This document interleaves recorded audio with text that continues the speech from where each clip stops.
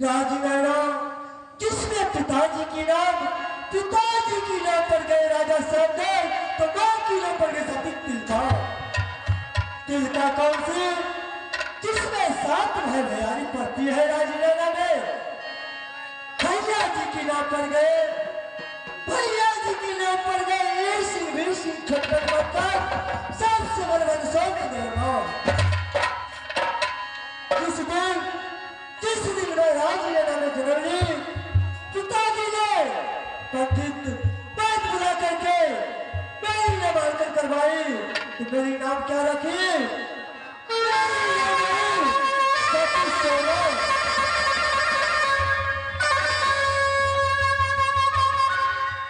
सती सोना रखी है मेरी नाम। कौन नहीं जानता सती सोना की? जिस दिन से राजनैना में जन्म लिया, तो आचरवादी है बादल का खुशहाल दले कोई राज बोलना मैं कह के सुनाती हूँ। बुद्धि के सुने बचन पारमा ससुरा बात राजा मोहब्बी।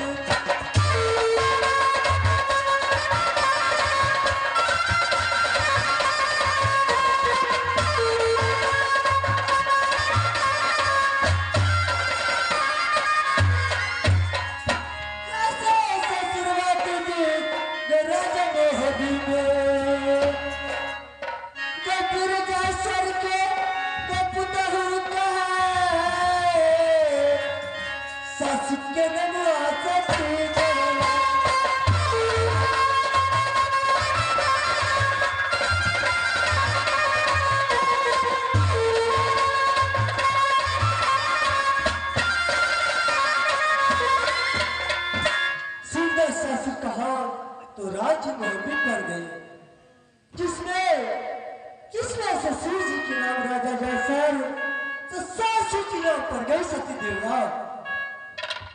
हे परमात्मा, एक पुत्र की समान एक देवा जी है जिसके नाम है जंगली रुदल। जिस दिन से मैं शादी करके राजनैना से राजनैना आए, देवर जी ने मुझे मां की समान मानती है। और देवा जी जब मैं 5 साल की हो गई, मैं 5 साल हो गई मेरी राजमोहब्बा में, तो मैं उधर से पुत्र जन्म लिया जिनके नाम पर गए इंदल कुमार। देवर जी 28 साल के हो चुके हैं। देवर जी अभी जब मैं बोली, देवर जी एक आपकी भतीजी है जिनके नाम इंदल कुमार है, आप उनके साथ खेलते कूदते हैं, आप भी शादी कर लीजिए, आपके भी पुत्र होंगे, दोनों भाई खेलेंगे। लेकिन देवर जी शिकायत नहीं करते हैं कि शादी करूं, खेलने कूदने में लगते हैं। न जाने कब वो शादी करे कि मुझे भी खुशी मिले। कोई गम नहीं है, मुझे सेवा संस्कार करे कि हम भी खुशी से रहे राजमोहब्बा में। मैं यहाँ से मंत्री की बुला करके अपने महल में जाऊंगी और देवर जी की बुला कर कुछ बातें करूंगी। और मंत्री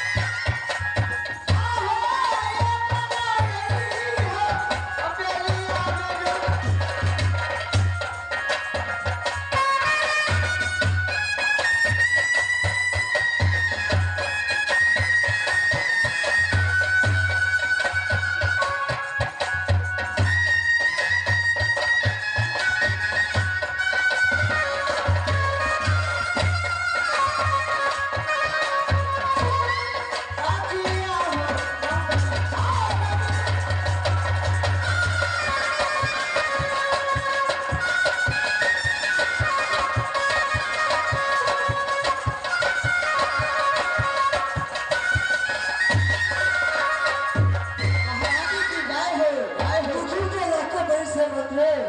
बताइए महारानी जी। मंत्री जी बोलिए महारानी। मैं इसलिए बुलाया। किसने महारानी जी? देवर जी है कहाँ? जिस दिन से मैं राजनगर से राजमोहबा आई, क्यों नहीं? 5 वर्ष बीत चुकी है राज।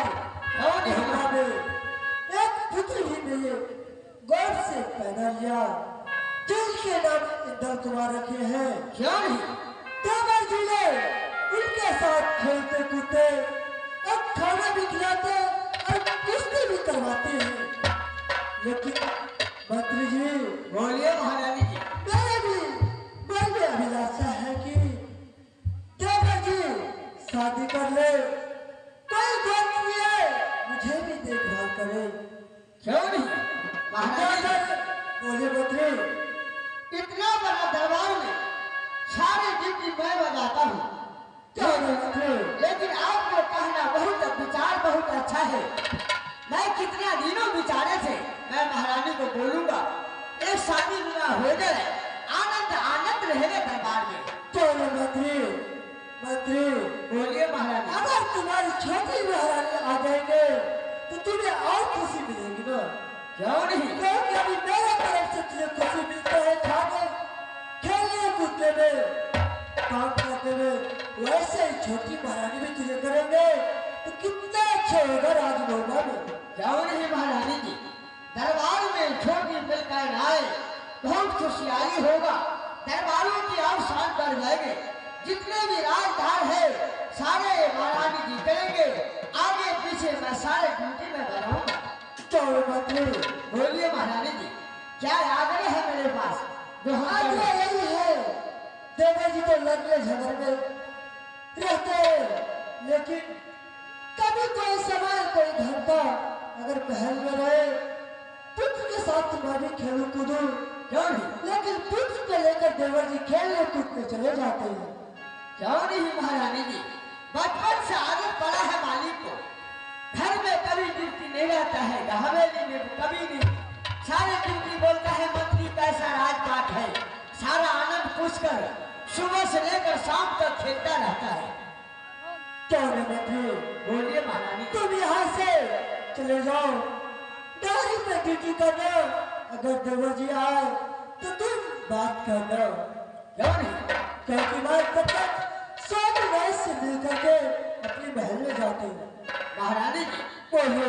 महाराज आएगा तो मैं अवश्य बोलूंगा, जो ऐसे दिन रात है महाराज अपने दरबार में चलिए, आज का दिन खेलने का कूदने का नहीं है, विचारे सारे कुछ विचार कर फिर वाली को उड़न लेंगे आप हमारी। क्यों नहीं मंत्री? मैं यहाँ से अपनी महल को जाती हूँ। क्यों नहीं? आप तब तक जाइए। क्यों नहीं? क्यों नहीं? हम आवाज चलते हैं महारानी की जय हो, जय हो। जय हो मंत्री। मैं यहाँ से अपनी महल को जाती हूँ। अब रास्ता